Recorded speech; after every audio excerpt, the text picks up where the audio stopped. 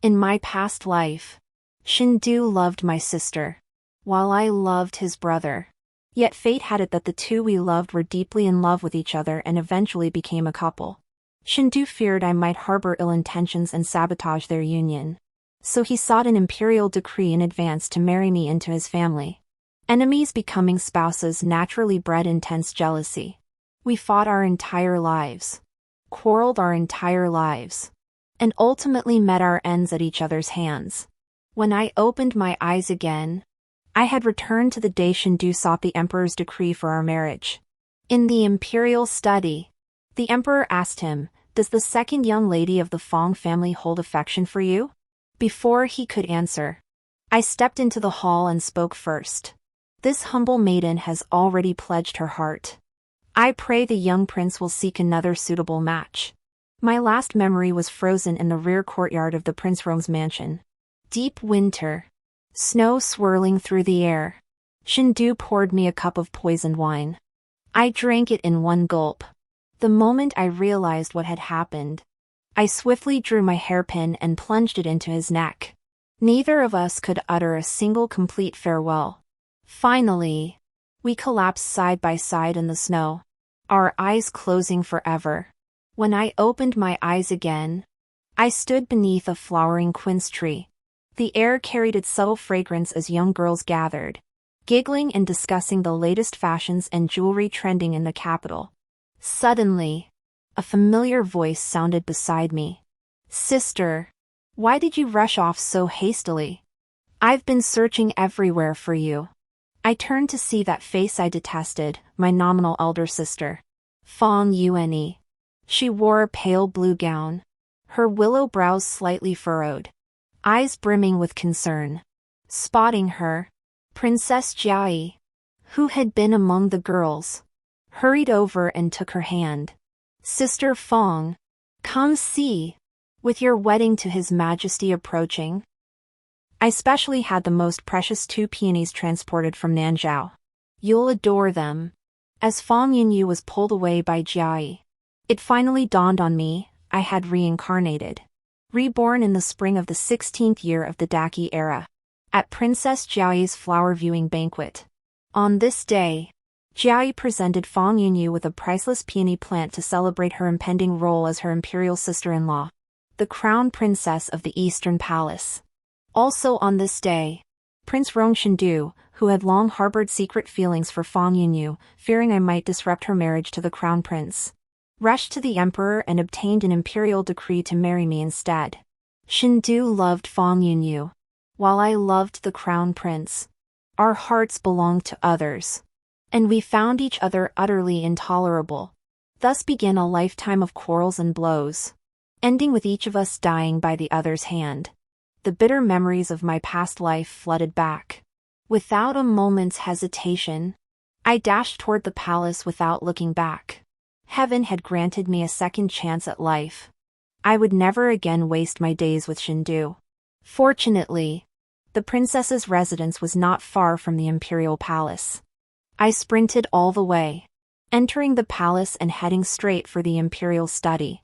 Inside the hall, Shindu knelt on the ground, pleading with His Majesty for a royal marriage decree. The emperor asked him, "Why such urgency? Does the second daughter of the Fong family truly favor you?" Before he could answer, I stepped into the hall and curtsied. "This humble maiden has already pledged her heart. I beg your highness to seek another suitable match." Shindu turned to look at me, his face frozen in disbelief. He likely never imagined that I, who should have been attending the banquet at the princess's residence, would enter the palace at this very moment. Hearing my words, the emperor teased Shindu. "See? The young lady has no interest in you. Off you go, return to your own residence and play. Stop making a scene." The emperor waved us out. As soon as we stepped outside the hall, Shindu called after me, "Fong Shining, do you still love the crown prince? My elder brother? His marriage to your sister is already arranged. He doesn't have you in his heart at all." Shindu, barely past 20, wore a moon-white robe modeled after his elder brother's. The wind ruffled his hair, lending him a touch of youthful charm. But the entanglements of my past life ran too deep. I'd grown utterly weary of this face. I beckoned him closer. Then I stood on tiptoe, leaning close to his ear. "Your Highness, Prince Roan, who I like is none of your damn business." With that, I strode off, not wanting to see Shindu's expression. I bet he flushed crimson, fuming with rage. After rejecting this marriage, I felt rather pleased, my steps lightening as I followed memory's path back to the Fong residence. Mother stood by the pond feeding the fish. The moment she saw me return, her face fell. "The flower viewing banquet isn't over yet. Where did you go? Didn't you think to tell your sister? She couldn't find you and thought you'd return to the mansion. She was worried sick." Before I could explain, she impatiently waved me off. "If you dislike attending banquets, simply don't go. How old are you now? Nearly 2 years back in the capital, and you've learned not a single proper manner. You only cause trouble for your sister." Mother remained unchanged from my memories, forever partial to Fong Yunyu.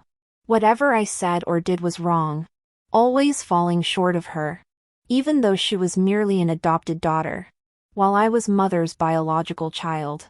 Having lived this life twice, I refused to endure such humiliation again. I retorted, "What kind of sister is she to me? Besides, Mother knows I'm no longer a child. Why must she meddle in my every move? My legs are my own, wherever I choose to go. I need not report to her constantly." Mother tossed the last handful of fish food and glared at me with that look of exasperation. "Fong Shining, who gave you permission to speak to elders like this? Do you have any sense of propriety left? If we'd known you were this stubborn, your father and I never should have brought you back from the countryside." I shrugged, my expression defiant. "Then send me back. Let everyone see how peculiar the Fong household's rules are, neglecting their own flesh and blood while pampering an outsider with no blood ties." With that, I turned away, ignoring her lectures. I walked straight back to my small courtyard. The courtyard remained unchanged, its furnishings as I remembered. The bronze mirror on the dressing table reflected my face. Jet black hair, smooth skin, not a single fine line at the corners of my eyes. I was only 16, with a long life ahead to look forward to, no longer trapped within the confines of the prince's mansion, wasting away my years. As I sorted through the jewelry in my trousseau, my gaze suddenly fell upon a dusty little ceramic figurine tucked in a corner. It was modeled after me, a birthday gift Yin Yang had given me many years ago. Yin Yang was my foster mother, the biological mother of Fong Yuanyi, and once a maid in the Fong household. Back then, she had an affair with a carriage driver from the estate, conceiving a child in secret. But the driver had sticky fingers, stealing from the household, so Mother banished them both. Unexpectedly, that very night, Imperial guards were pursuing an assassin on the streets. The coachman stumbled into the chaos, mistakenly taken hostage by the assassin, who slit his throat. From that day on, Yin Yang harbored deep resentment toward my mother. Coincidentally, my mother was pregnant at the time. Yin Yang waited patiently, secretly giving birth to her own child and then swapping it with my mother's newborn. Thus, Fong Yuanyi and I had our identities switched. She became the legitimate eldest daughter of the chancellor's household, while I was a fatherless child running about the countryside. All these years, Yin Yang treated me poorly, yet I still tried my hardest to win her favor, treasuring the only birthday gift she ever gave me as if it were a priceless treasure. It wasn't until 2 years ago, when she was gravely ill, that she told me the truth. After Yin Yang's death, I was brought back to the Fong household. I remember that day clearly. Stepping down from the carriage, Mother's eyes were brimming with tears. She reached out to support me, But upon hearing the maid say the eldest daughter was attempting suicide, she turned and rushed headlong into the inner courtyard without a backward glance. She adored Fong Yunyu.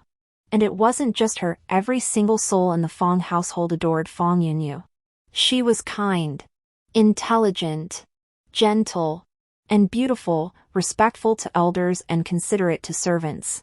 So even after my return, she remained the main daughter of the Fong household, while I became the neglected second daughter raised in the countryside.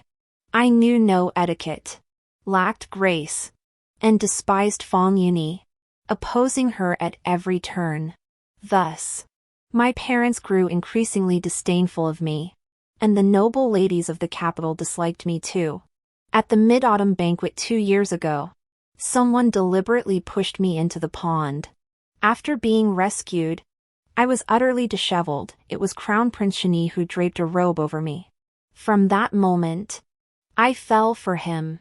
When I learned he and Fong Yunyu were in love, I schemed relentlessly to sabotage them, earning the enmity of Shindu, Fong Yunyu's steadfast protector. Reflecting now on those past deeds, I find it laughable. For that petty competitive spirit, that stubborn refusal to concede, I squandered my entire life. I locked the porcelain doll in its box and tucked it away in the wardrobe. I vowed silently that others' gazes and words would never sway me again. This lifetime, I would live for myself, refusing to spend my days confined to the Fong residence, letting them choose my husband and dictate my fate. I paid a hefty sum to study martial arts under a female master at the academy.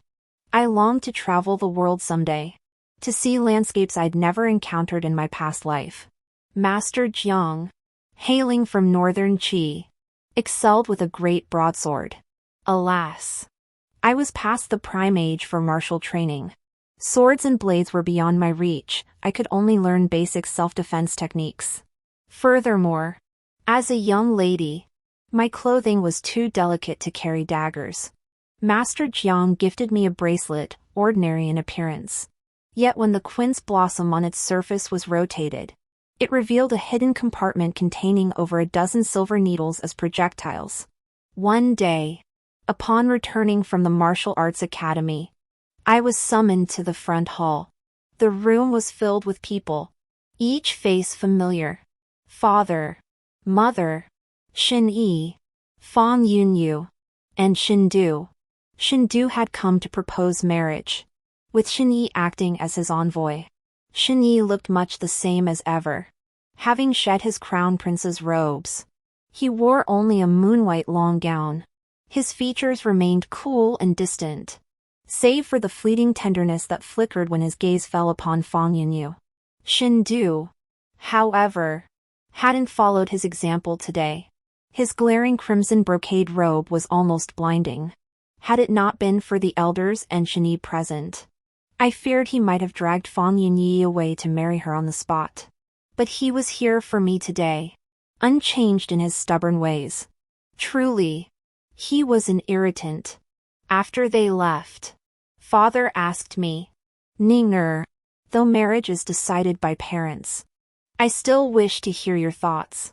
I refused without hesitation. I am not suited to His Royal Highness the Prince of Rong. Mother frowned and cleared her throat. Why are you unsuited? You are of marriageable age. I find His Royal Highness the Prince of Rong most suitable. If he is so suitable, the Fong family has other daughters besides me. Besides, I am ignorant of etiquette and lack grace. Mother, perhaps you should consider other sisters instead. How dare you? I've spoiled you rotten. Do you even see me as your mother anymore? Fong Yuanyi took mother's hand, urging her to calm down, while signaling me to apologize.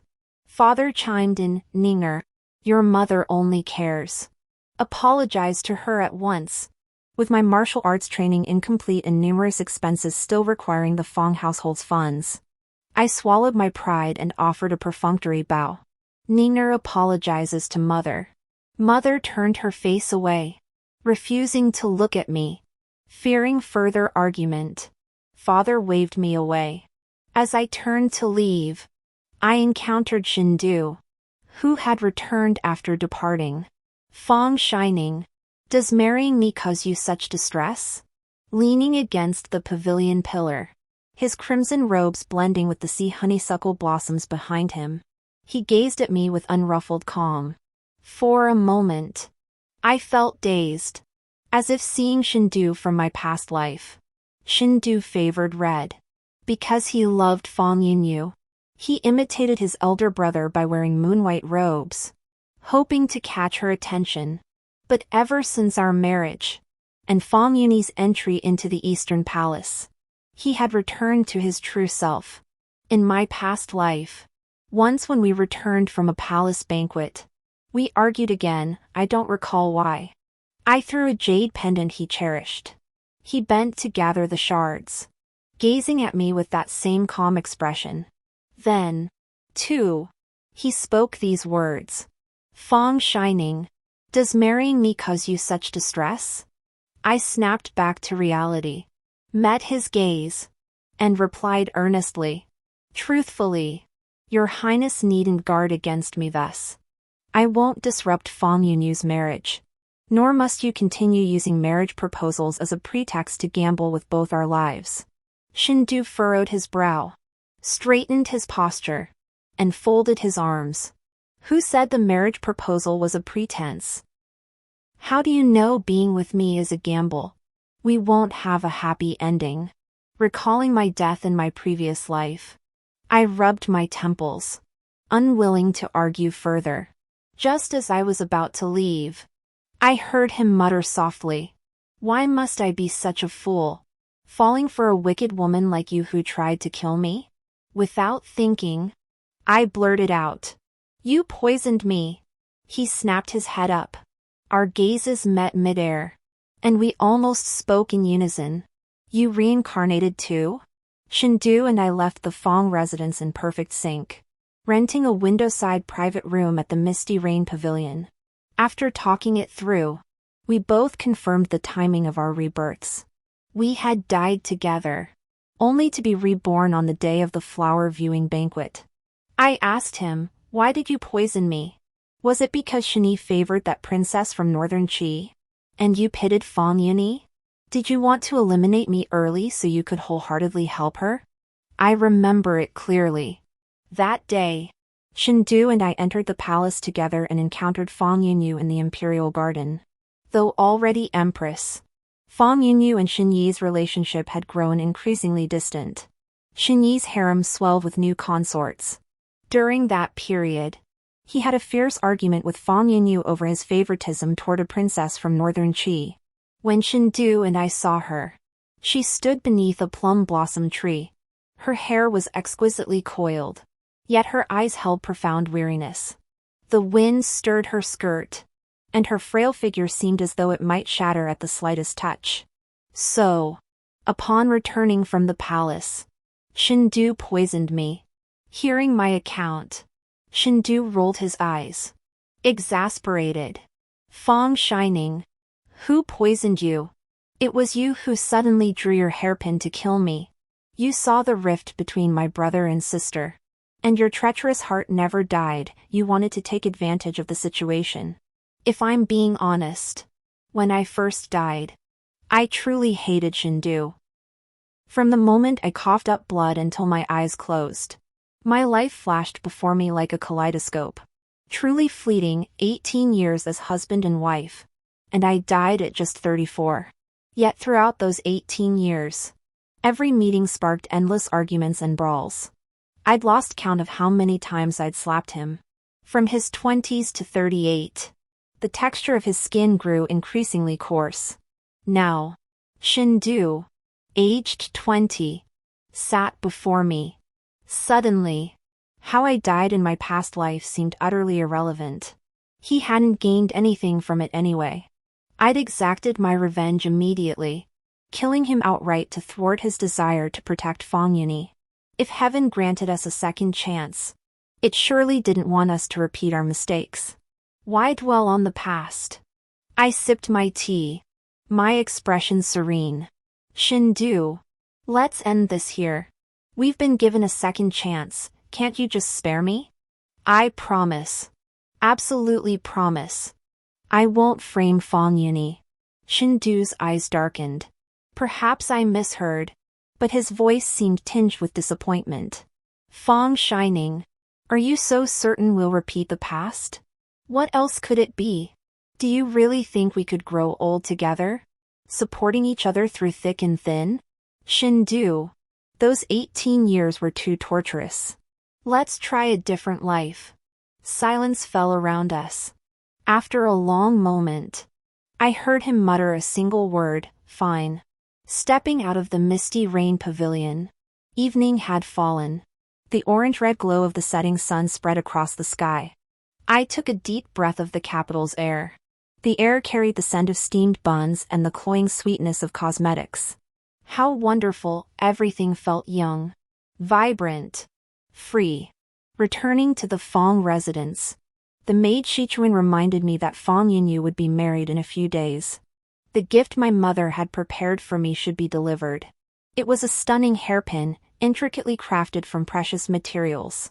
Clearly not something I would choose to give. I carried the box to Fong Yunya's small courtyard. The servants who had been playing there scattered quickly, each clenching their fists and watching me warily. In my previous life, given my temperament, I would have scolded them all thoroughly, then picked on a couple of soft targets to vent my frustration. After all, Fong Yuni was used to playing the good person, so I might as well play the villain to the end and give myself some satisfaction. But this lifetime? I regarded them as elders might look at juniors, too lazy to engage.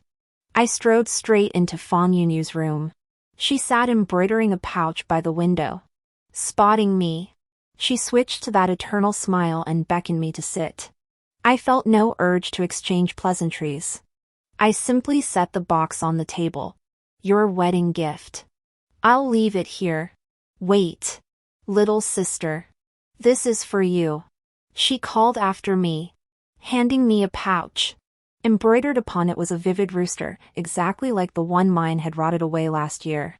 The noble ladies of the capital adore flowers, birds, and koi.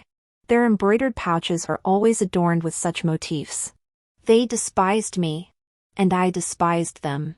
They isolated me, so I isolated them all. That's why my pouch had to be different from theirs. I had the embroiderer stitch a rooster onto it. Later, that pouch was lost at a banquet. By the time it was found, it had been trampled to shreds. Annoyed, I tossed it into the back garden. Now, seeing the one Fong Yunyu handed me, a sudden surge of anger flared within me. Fong Yunyu, don't you get tired of living like this? Always putting on that fake act. You clearly despise me to death. Yet you insist on pretending to be the closest of sisters in front of others. Doesn't that wear you out? Fong Yunyu's smile froze on her face. Sis, I think you might have misunderstood me. Misunderstood what? That you didn't deliberately try to kill yourself to win my parents' sympathy? Or that you're so close to those girls you enjoyed watching them torment me to vent for you? She shook her head, her eyes glistening with tears. It's not like that. I've told them many times, no one will trouble you anymore. And on the day you returned, I'd just learned my own origins. I felt so ashamed, so sorry for you.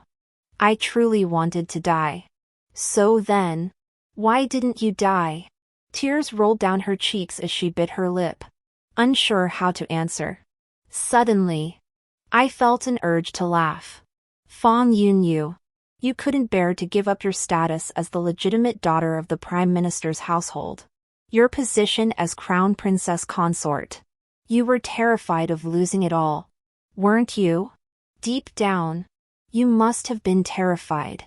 After all, I'm the biological one, while you're just the daughter of a coachman and a maid who were driven from the estate. My words struck a nerve, and her expression darkened further. I squeezed the pouch in my hand, glanced at it a few times, then tossed it back to her. Fine. I've no desire to quarrel further. But remember this, ambition itself isn't terrifying. What's truly frightening is refusing to face it. The palace is far more treacherous than the Prime Minister's residence. Your future adversaries will be far more formidable than I. For the road ahead, you'll have to fend for yourself. With that, I turned and left, returning to my quarters amid the indignant stares of a group of young maidservants. Soon, the day of Fang Yunyu's wedding arrived. In my previous life, I hadn't attended the ceremony because my own wedding to Shindu had been just 2 days earlier. While her family bid her tearful farewells, I was wreaking havoc at the Prince Rong's mansion, smashing Shindu's favorite teacup, uprooting his cherished flowers, and cutting up his most treasured garments. When Shindu returned, we had a huge argument. Without thinking, I raised my hand and slapped him. That slap set him ablaze with rage. He called me an unreasonable shrew and stormed out, slamming the door behind him. This lifetime, we stood together calmly and peacefully. Hey, Fang Shining, your eyes are practically glued to my imperial brother. Could you watch where you're looking? I shot him a withering look. Mind your own business. If you're so capable, go stick to my sister instead. He snorted in displeasure. It's just a wedding gown. What's so special about it? My closet's full of red dresses. Fed up with his nagging, I sidestepped him. Good looks make anything look good on you. You wore a wedding gown last lifetime, and it was nothing special then either. You remember me in wedding robes? How could I forget? Your hands were all over me through the fabric, leaving bruises on my arms. That was because you stepped on me first. You hid behind your wide skirt, couldn't see your feet, and trampled me during the ceremony. I couldn't be bothered to argue. I watched Fang Yunyu and Shini exchange vows amid the cheers. I knew that 5 years later, Shini would ascend the throne as emperor and make Fang Yunyu his empress. Over the next 13 years, Fang Yunyu bore 2 children. The young prince died at the age of 5, leaving only a little princess. Her body was damaged by childbirth, and she could bear no more. As time passed, Shin-Yi and her grew increasingly distant. But every path is one we choose ourselves. I'm no saint, lacking such compassion, nor did I wish to offer her any guidance. Returning from the palace, I grew restless alone and sought out Master Jiang at the martial arts hall for drinks. I unscrewed the wine flask and gulped down several mouthfuls. Master Jiang propped his chin on his hand and asked, "Second young miss, is something troubling you?" "I suppose so. Let me guess. On a day like today, you're so gloomy, is it because of His Highness the Crown Prince?" Truthfully, my feelings toward Shin-Yi were quite complicated. In my past life, I had indeed liked him. How could I not? Everyone in the capital treated me badly. When they saw me standing by the pond, shivering and disheveled, they only laughed and whispered behind my back. But Shin-Yi draped a cloak over me. Though he said nothing, 1,000 words surged through my heart. Later, when he married Fang Yunyi, my affection twisted into an obsession. Then, seeing him in the palace surrounded by ever more women, I felt my fondness fade. Today, seeing him in his wedding robes, my heart felt surprisingly calm, just tinged with regret. Regret that I'll never encounter someone who stirs my heart like that again. Regret that even the moon eventually fades into the crowd. I've always been a lightweight when it comes to alcohol. I love drinking, but I get drunk easily. By the end, I was completely out of it. I vaguely remember Master Jiang saying someone had come to pick me up. Then I was carried away in a swirl of red. He carried me along the capital's long streets. The cool night breeze dispelled some of my drunkenness, and I recognized him. "Shindu? MHM. I'm here. How did you know I'd be here? When you're feeling down, you always drink. If you're not at the Fang residence, you must be at the Martial Arts Academy." Leaning against his back, I couldn't help but agree with that old saying, the person who knows you best is your enemy. Fong Shining, is His Imperial Majesty really that wonderful? That you still can't stop thinking about him? I shook my head against his back. Stop it. The one I can't stop thinking about is the Fong Shining from my past life. Shindu. We're both in our 30s now. How can your mind still be filled with all this romantic nonsense? Aren't you embarrassed? Shindu snorted. Then asked me. So in this life, what do you want to do? Me? Once my kung fu is decent enough, I'll pack a big bundle of silver notes and wander the world. I've already decided, first stop. Northern Qi. Have you been to Northern Qi? Master Jiang said its deserts are vast. At dusk, the setting sun turns blood red, the sight is truly magnificent. Shindu shrugged and lifted me higher. Never been. Are you inviting me? I shook my head quickly. No invitation. He said nothing more, carrying me all the way to the rear gate of the Fong residence before setting me down. I staggered toward the entrance when Shindu suddenly called out.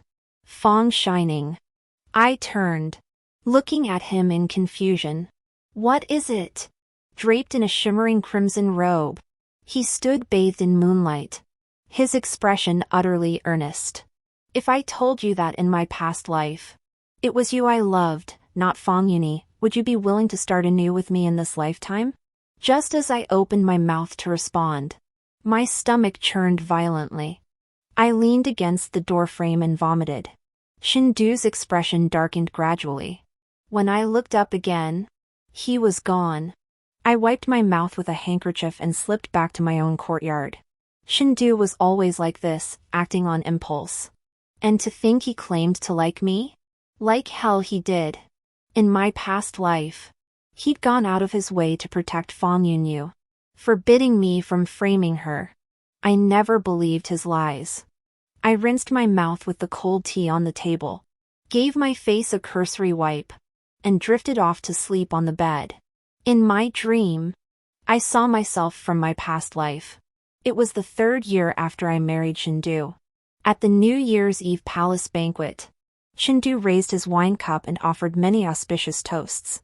His wide robes completely blocked my view, yet his own gaze never strayed from Fong Yuni. His petty behavior disgusted me. I flung down my chopsticks and left the banquet early. He rushed out after me, scolding me for being too willful. How could I just walk out like that? We argued fiercely, and in the end, I shook off his hand and climbed into the carriage back to the prince's mansion. Gorgeous fireworks lit up the snowy ground like glittering crystals. Alone on the courtyard steps, I wiped away tears while gnawing on a chicken drumstick. Mumbling curses at Shindu, I ended up smearing oil mixed with tears all over my face. The scene shifted to the day of Fong Yunyu's twins' full-month celebration.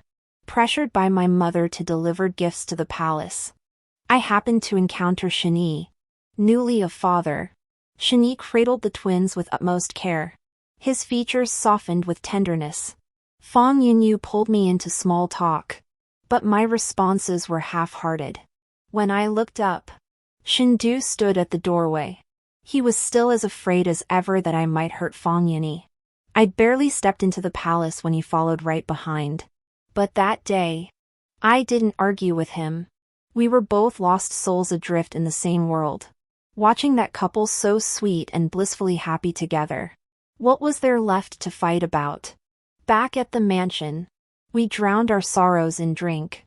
Drunk, I grabbed his collar and mumbled, Shindu, why don't we just give up? Stop obsessing over others. Let's make do with each other. Then things spiraled out of control. We tumbled onto a bed. Shindu reached to remove my hairpin, but his clumsy motion yanked my hair painfully. My drunkenness vanished instantly.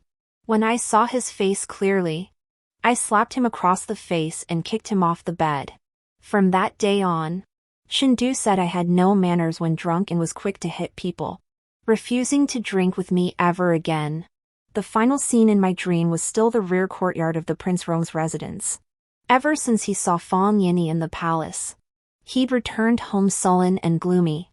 Knowing his mood was low, I asked if he wanted to drink. I hadn't expected him to agree. But to my surprise, he nodded. Snowflakes as large as goose feathers drifted through the courtyard. We huddled around a charcoal brazier, drinking wine beneath the eaves. He brought out a fine wine he treasured for years and poured me a full cup. I lifted the cup to my nose, its fragrance was intoxicating, and downed it in one gulp. Shindu. You actually kept such fine wine hidden away? The words had barely left my mouth when a sharp pain gripped my stomach. Blood gushed from my mouth the moment I opened it.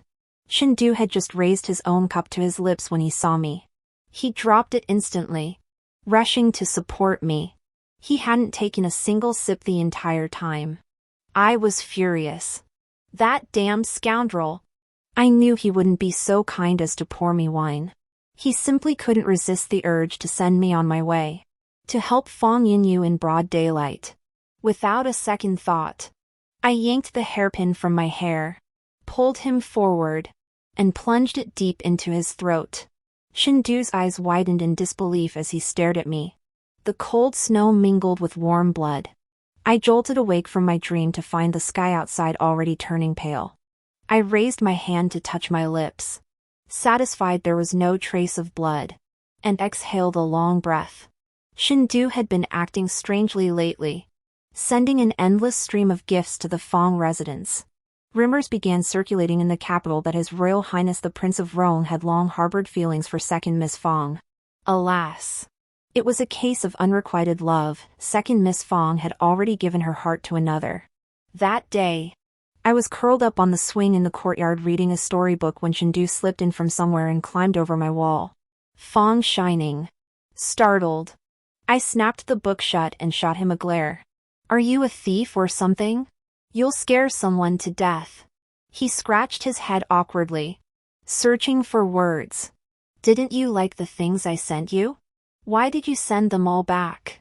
I don't need money. Nor do I lack clothes or jewelry. Why would I accept your gifts? If I did, who knows what kind of rumors would spread throughout the capital. He paused, his voice tinged with apology. I'm sorry. I've already had those rumors dealt with. But Fong shining. Have I truly lost all chance? I couldn't fathom why he changed so drastically in this lifetime. But seeing the hurt in his eyes, the words of refusal I'd prepared died on my lips. Shindu, do you think we were happy in our past life? Shindu fell silent. He knew as well as I did that in those 18 years, our happy days were few and far between. I climbed down from the swing, walked to the wall, and looked up at him. Shindu, people must look forward. His lips moved, as if to speak, but in the end, he remained silent. After a long moment, just as I was about to go inside, he suddenly leaped down from the wall. Fong shining. Even if we can't start over, at least give me a chance to uncover the truth about the poisoning. I never intended to harm you. I won't take the blame for this. I thought it over and nodded in agreement. I didn't have much else to do lately anyway, since he was so certain there was something fishy about our deaths in the past life. I figured we might as well investigate. I fetched brushes, ink, paper, and inkstone from the house. We sat at the small table in the courtyard and began meticulous analysis. Shindu, that jar of wine was your treasured collection for years. If you didn't poison it last minute, who else could have done it? It couldn't have been poisoned from the start. Shindu shook his head firmly. It couldn't have been poisoned. My mother, the Empress Dowager, brewed it herself while she was alive. How could she harm me?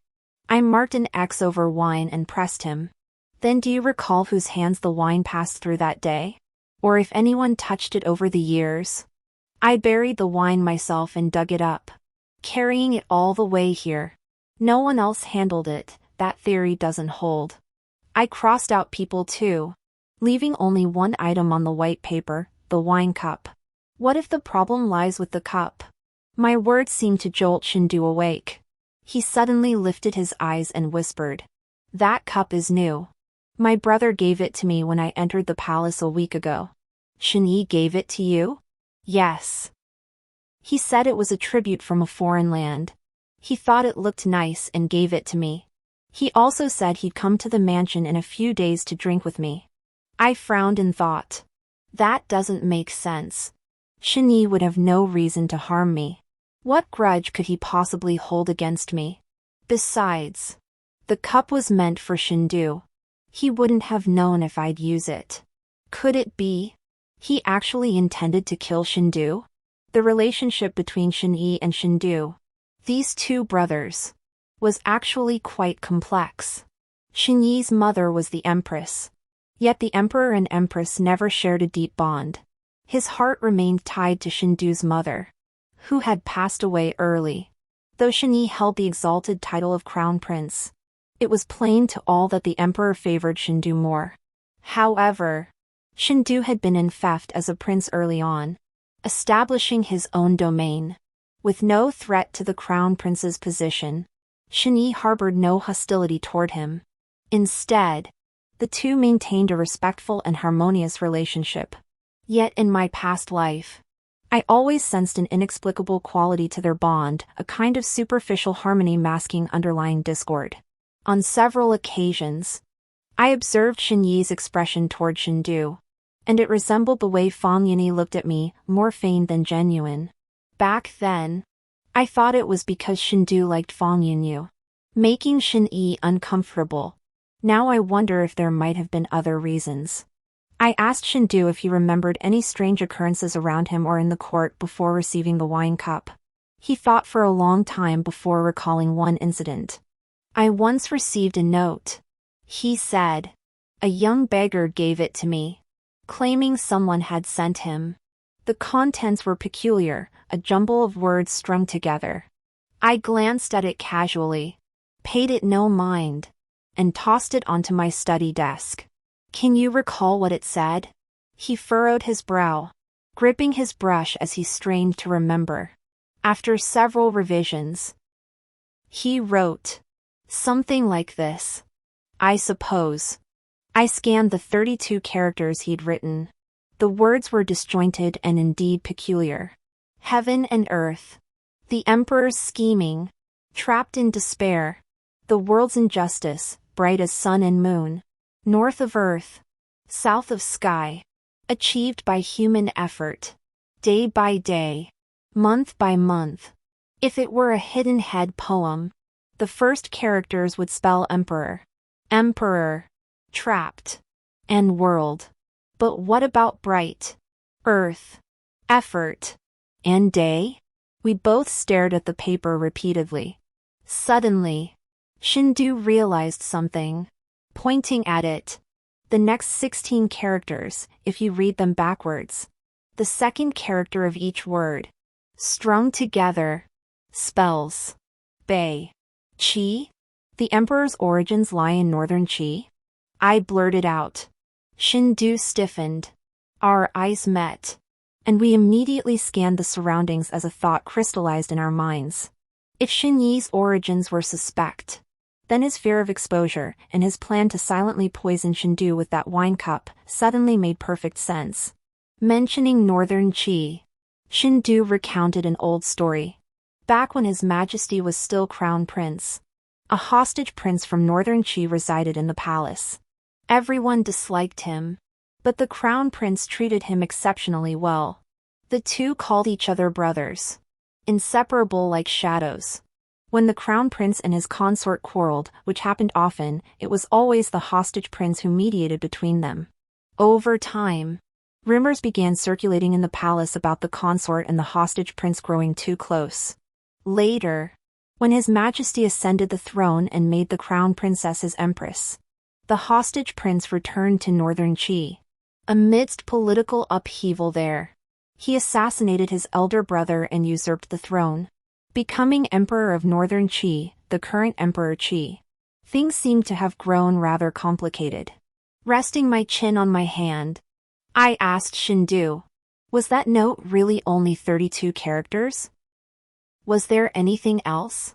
If all this is true, who wanted you to expose Shinyi's true identity? Anything else? I remembered there was also a pattern on the paper. Something resembling both a fish and a flower. I couldn't recall the exact details. Like a fish yet like a flower? Suddenly struck by an idea, I picked up a brush and sketched on the paper a flower whose pistil cradled a fish's head, its tail drooping down to intertwine with the outermost petals. Shindu, take a look, is it like this? He glanced at it and nodded. Yes. Yes. That's the pattern. How did you know? A sudden chill swept over me, sending an involuntary shiver down my spine. This pattern looked incredibly familiar. It was the very same design on Master Jiang's great sword. Master Jiang had mentioned this blade was a keepsake from her mother, meaning this pattern belonged exclusively to her maternal family. Xin Yi, the Empress, the Emperor of Northern Qi. Master Jiang, things seemed to be growing increasingly complicated. Shindu and I decided to split up. He would probe Shin to see if he now knew the truth about his origins, while I sought out Master Jiang to uncover what role her maternal family had played in all this. I used the excuse of drinking with Master Jiang to coax information from her. Under the moonlight, we sat on the rooftop. She cradled the great sword in her arms, tilted her head back, and drained the flask of wine. Then she tossed it aside, hugged her head, propped her legs up, and lay down. Second young miss. Feeling down again today? I mimicked her posture, lying down and chatting idly. Had another fight with mother. Just can't stand being cooped up at home anymore. Master Jiang. How can parents be so unfair in this world? She gazed up at the moon overhead and comforted me. Second young miss. Just let it go. With few kinship ties, we cultivate a debt-free existence. I turned my head to ask her, what about you? You've been in Daki for so long. Your family must miss you terribly. She shook her head. Her eyes were clearly smiling, yet they held a touch of sadness. After my mother passed away, I had no family left. From the day I left Beiji, I severed all ties with them. Master Jiang drank quite a bit tonight. And when people drink, they inevitably talk more. She told me her own story. She was originally the legitimate daughter of the Jiang family in northern Qi. Her father disliked her mother and favored a concubine instead. That concubine, relying on his favor, poisoned her mother to death. While her father was away, she broke the concubine's legs and had her sold off. Her father flew into a rage, punished her with family law, and confined her to her quarters. Her maternal family also blamed her for being reckless. She left a letter severing all ties, knocked out the servants, and fled with a great sword in hand. As she reached this part, tears glistened in her eyes. My mother was born into a military family. Before her marriage, she wielded a broadsword with exceptional skill, nearly becoming a disciple of the martial world's greatest swordsman. Yet her maternal grandfather forbade her from practicing martial arts or appearing in public, forcing her to marry my father instead. After that, she was trapped within the Jiang family's small courtyard, tormented by the concubines, neglected by her husband, and ultimately perishing from the treacherous schemes of the inner quarters. Hearing her story, I could almost see the image of a once great martial heroine, confined behind high walls, her prized blade gathering dust, dying with bitter resentment. I sat up and comforted Master Jiang. By selling that concubine, you avenged your mother. Perhaps she has been reborn into a martial arts family, destined to roam the world as a dashing heroine this lifetime. She smiled faintly, wiping away her tears. I'll take your words as a blessing. Second young miss. Having gathered this information, I now had a rough understanding of the situation. Only one Jiang family in northern Qi married into a military lineage, the Duke of Zhang's household. That military family was General Zhao's estate. In my past life, though I knew little of court affairs, I remembered a major incident involving the northern Qi royal family. It was the first year after I married Shindu. The Duke of Jiang reported General Zhao to the emperor for treason and collusion with enemies. Enraged, the emperor ordered the entire Zhao family executed. Overcome with grief and indignation, the elderly General Zhao took his own life before the imperial guards arrived, leaving behind walls covered in blood-stained characters screaming innocent.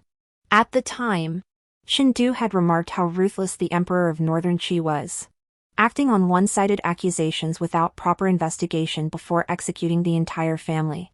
Reflecting now, it seems the Zhao family wasn't entirely wiped out. Someone escaped, seeking vengeance. After years of wandering, they uncovered that secret 17 years later and found Shindu. If they could make Shindu expose Shen Yi's true origins and reclaim the Shen family's throne, they could use his influence to exact revenge on the Emperor of Qi. Alas, Shindu had been a leisurely prince in his previous life. He failed to decipher the coded message left by the Zhao family, while Shen Yi had already detected it beforehand. I glanced at Master Jiang beside me, feeling a pang of relief. Thankfully, she had left the Northern Qi early on, severing ties with both the Jiang and Zhao families, thus avoiding involvement in that massacre. Shindu and I met again at the Misty Rain Pavilion. I shared what I'd uncovered, but he refused to reveal his own findings. Today's Shindu was unusually strange, listless, with dark circles under his eyes and bloodshot pupils, as if he hadn't slept properly for days. Shindu? Shindu! I slammed my fist on the table in frustration, finally snapping him out of his daze. Fong Shining, stop investigating. Just stop here. Why? In your past life, you were convinced I was the murderer. You killed me to avenge your family. In this life, just let it go. Live your own life. Confused, I pulled a chair up to him and sat down. Shindu, are you pulling my leg? You said you didn't want to take the fall. We've investigated this all the way to the edge of a breakthrough. And now you want to stop. He pressed his lips together, his expression grave. It's too dangerous. I can keep investigating, but I don't want you dragged into this. I shot him a glare, fuming. You're a 38-year-old man. Can you stop dithering? We agreed to uncover the truth, so let's do it. We've both died once already. What's there to fear? Under my persistent urging, Shindu finally revealed what he discovered.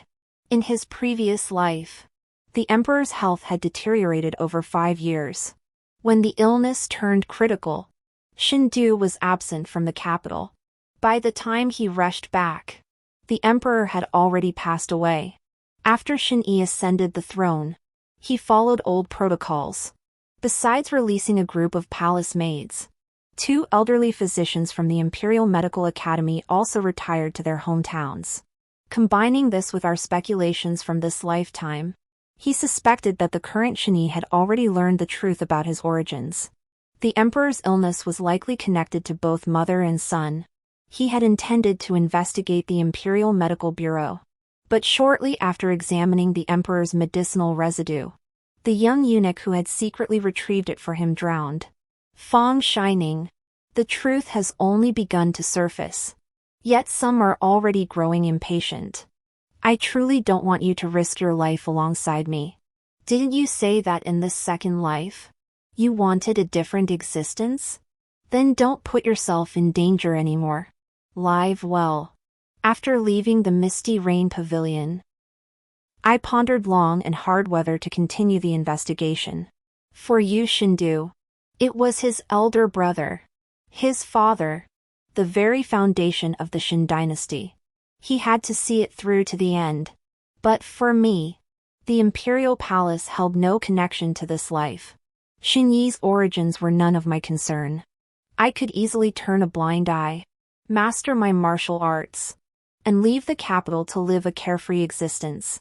Having wasted my entire previous life, I shouldn't wade into this murky water again in this one.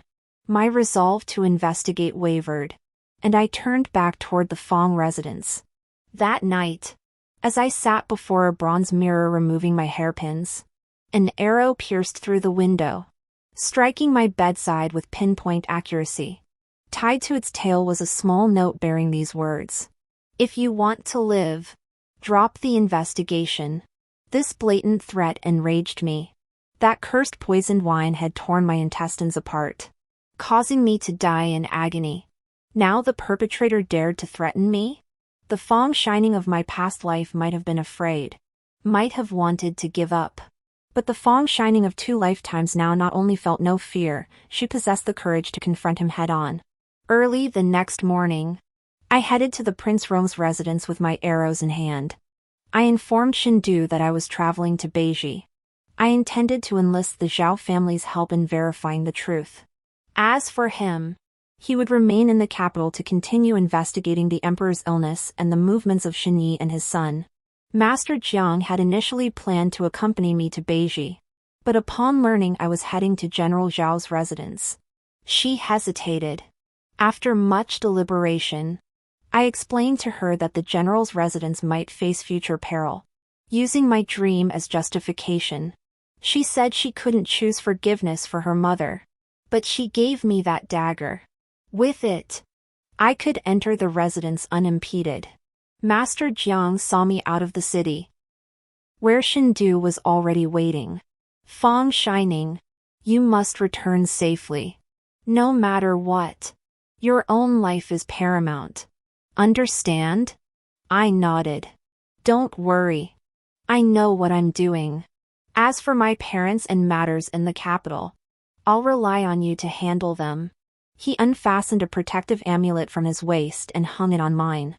This was obtained for him by his late mother. He never parts with it. "Take care." We parted in the darkness. As the carriage gradually receded, Shindu remained standing there, watching me go.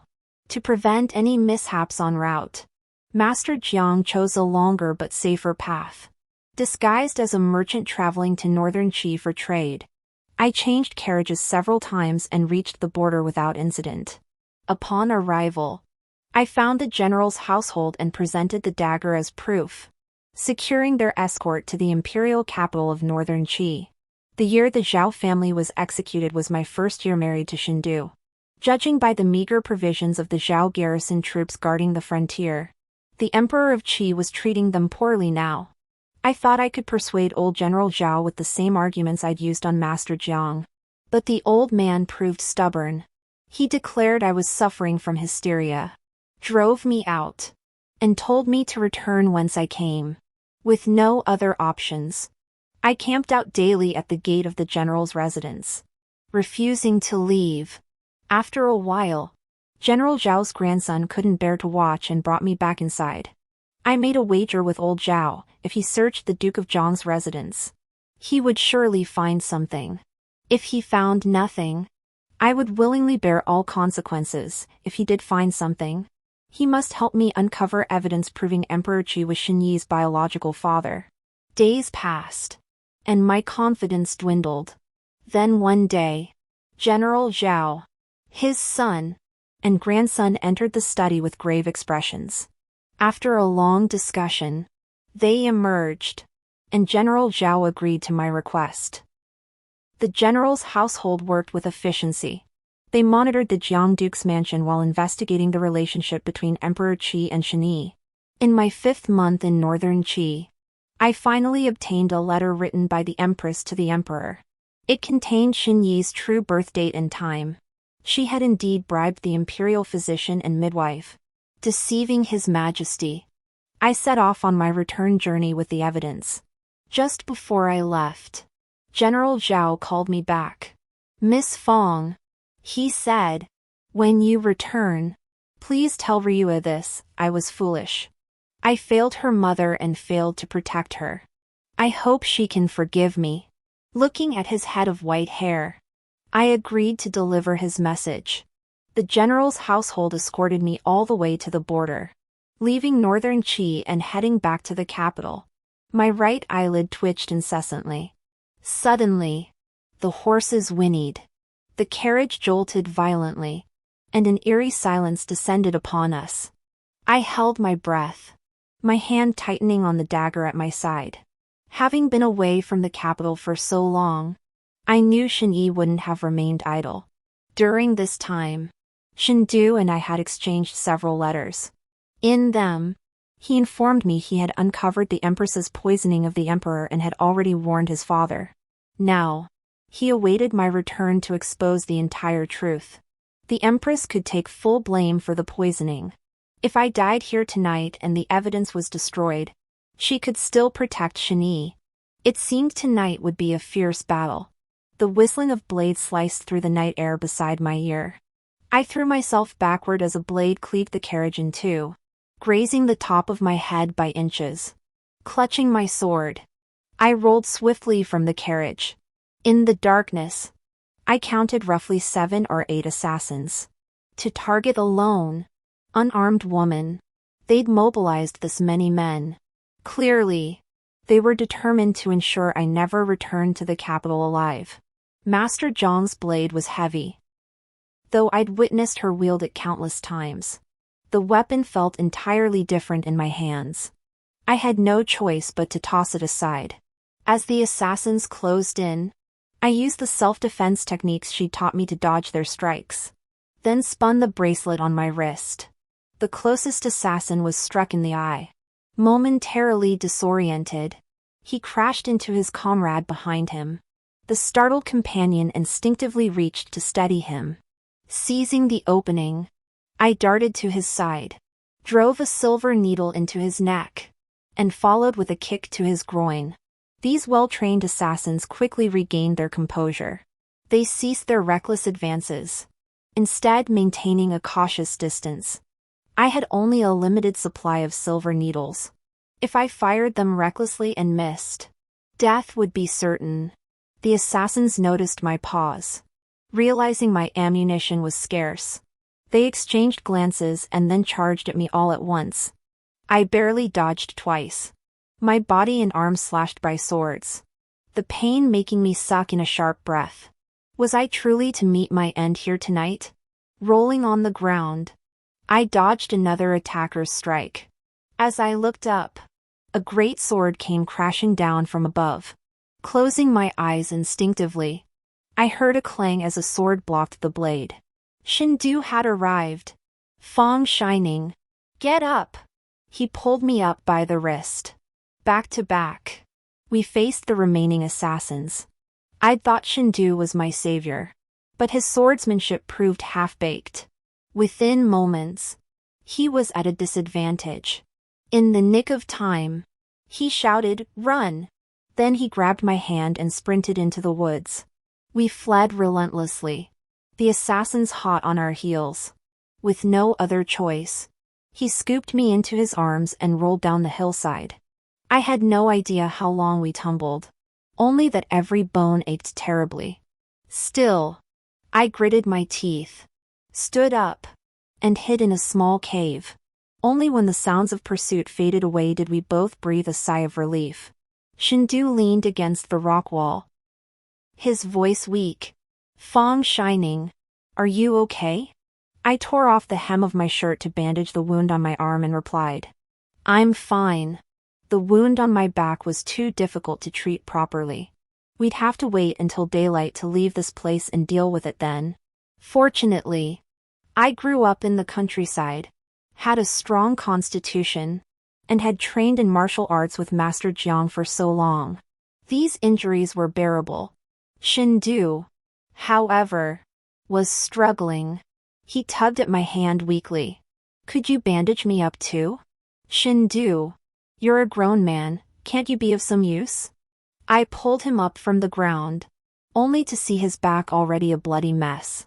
He'd been slashed, then tumbled down the hillside for so long that the wound was torn open and gruesome to behold. All my complaints vanished. I carefully tended to the area around his wound, then tore off a piece of my shirt to bind it tightly around his shoulder. Shin-Du sat beside me, resting his head on my shoulder. At first I resisted, but he said his back ached so badly he couldn't sit upright. Reluctantly, I offered my shoulder. Fong shining. Do you know how terrified I was when I saw you surrounded by assassins? I truly feared you were dead. What's there to fear? Didn't I die once already in my past life? That's different. I lowered my eyes to look at him. How is it different? His hair was disheveled. His face still smeared with blood and dust. He sniffed as he spoke. His voice oddly tinged with hurt. It just is. In my past life, my death was too sudden. I regret it so much. There were so many things I never got to say to you. Seeing you in danger today, I truly feared losing you again, that those words would never find their voice. At first, I thought I loved your sister. She was gentle and considerate, embodying every ideal I held for my beloved. But since meeting you, I've realized none of those ideals matter. Loving someone is an indescribable feeling. But you didn't like me. You loved my imperial brother. I copied his style, wearing white robes. Yet you found me ugly. You always accused me of favoring your sister. But I only did it to prevent arguments between you two. Your straightforward nature would only lead to hurt. Shindu. I cut him off. Why didn't you say these things in your past life? He lowered his gaze, filled with regret. Because in my past life, Shindu was a stubborn mute. I hated him so much that when I froze to death in the snow, I was consumed by regret over all the words I never spoke. So the moment I opened my eyes this lifetime, I rushed straight to the imperial study without a second thought. I thought, since heaven gave me a second chance, I'll never be silent again. I'll cherish you for the rest of my days. His voice trailed off as he spoke. But I never imagined you'd be reborn too. Fang Shining. Could you please stop loving my imperial brother? Just love me once. 18 years had passed, spanning 2 entire lifetimes. Now, Shindu and I sat in this tiny cave, finally opening our hearts to share our deepest thoughts. 1,000 words surged through my heart. Yet when they reached my lips, only one sentence emerged. If we can reach the capital safely and uncover the truth, let the regrets of our past life remain for us to mend slowly in this one. At dawn, Master Jiang and the Emperor's men found us. She had located her blade and followed the trail of the fight, deducing we must be somewhere down the slope. The Emperor's men split into groups and eventually discovered Shindu and me in the small cave. Shindu's injuries were too severe, he had already fallen unconscious. Master Jiang helped me onto the carriage. When it stopped at the Fang residence gate, my mother stormed over, furious. Fang Shining, you've really outdone yourself. A young lady running away from home for over 5 months, you want to drive me to my grave. Don't you? Her voice was so loud it made my head spin. Stepping off the carriage, darkness suddenly engulfed my vision. And I fainted. Before losing consciousness, I saw her face turn pale with shock as she cried out, "Quick! Fetch a doctor!" So my mother could worry about me after all? When I awoke, Mother was watching over me by my bedside. Hearing my movement, she asked with concern, "How are you feeling? Does the wound still hurt?" I shook my head. She seemed to want to say something but held back, leaving an awkward silence. After instructing the maidservant to care for me, she left first.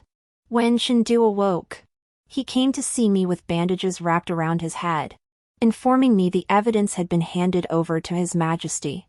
The Empress was given poisoned wine, and the Crown Prince was demoted to commoner status, confined to house arrest for life. In the northern Qi court, General Zhao uncovered evidence of the Duke of Zhang's false accusations. The Qi Emperor's plan to seize military power was disrupted. Now preoccupied with his own troubles, he had no time to concern himself with Xinyi and her son. Once both Shindu and I had recovered sufficiently, we entered the palace together to present ourselves before His Majesty. The Emperor bestowed upon me a blank imperial edict as a reward.